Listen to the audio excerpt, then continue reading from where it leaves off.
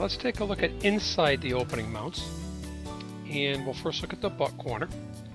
Now with the butt corner, the width extrusions are always the full length of the opening. It's the height that are the shorter lengths. And now look at the inside of the opening with the miter corner.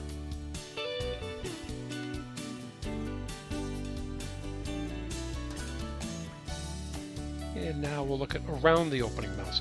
Now with the butt corner here, we have to put a notch in the width extrusions, so we create the overlap. And again, the width is always on the bottom or on the top. It's the height extrusion that's the shorter piece. And we'll look at around the opening with a miter corner.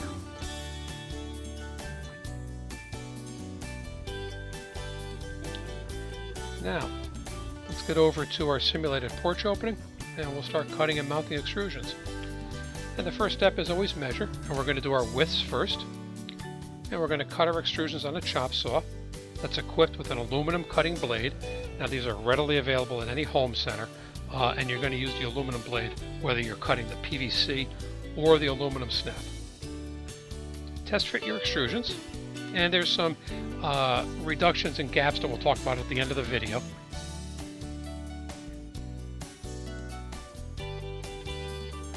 And you do want to pre-drill all your holes. You don't want to use self-drilling screws if at all possible. Generally, when you use those, you're going to end up with burrs or filings that are going to get stuck under the screw heads, and they're going to look unsightly. Now, your distances for screws, PVC and aluminum snap, your first screw is within 1 inch of the end of each extrusion. On PVC snap, the remainder of your screws are spaced no more than 12 inches apart. And on the aluminum snap, they're spaced no more than 24 inches apart. And as you can see here, just mark the extrusion and then take your drill and pre-drill all the holes. Once your holes are done, and in this case we're using PVC and we're using a butt mount, so we're going to be mounting our widths first. And again, you're mounting the widths first on every opening and every mount. And we're just going to jump around through here, putting some screws in on the top. Then we're going to be going down to the base. And once our base is in, then we're going to measure the clear distance between the two extrusions, and that will be the size of our height extrusions. We'll test fit those like we did before, and then we'll get those mounted in place. Now, just a couple of quick notes while we're getting the height extrusions mounted here. As far as gaps in between the extrusions, we're going to recommend at least a 1/16 of an inch gap in between all extrusions.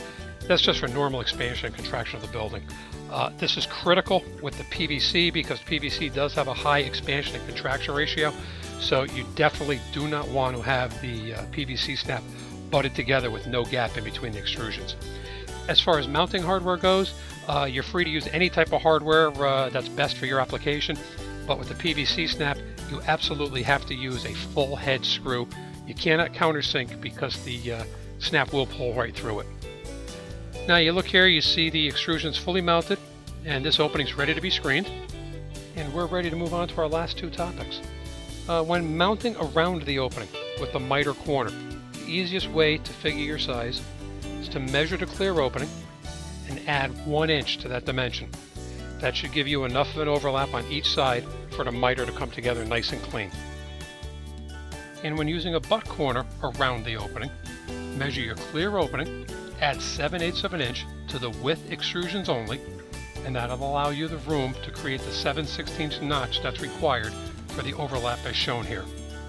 You can use a hacksaw or a power saw to create the notch that's required.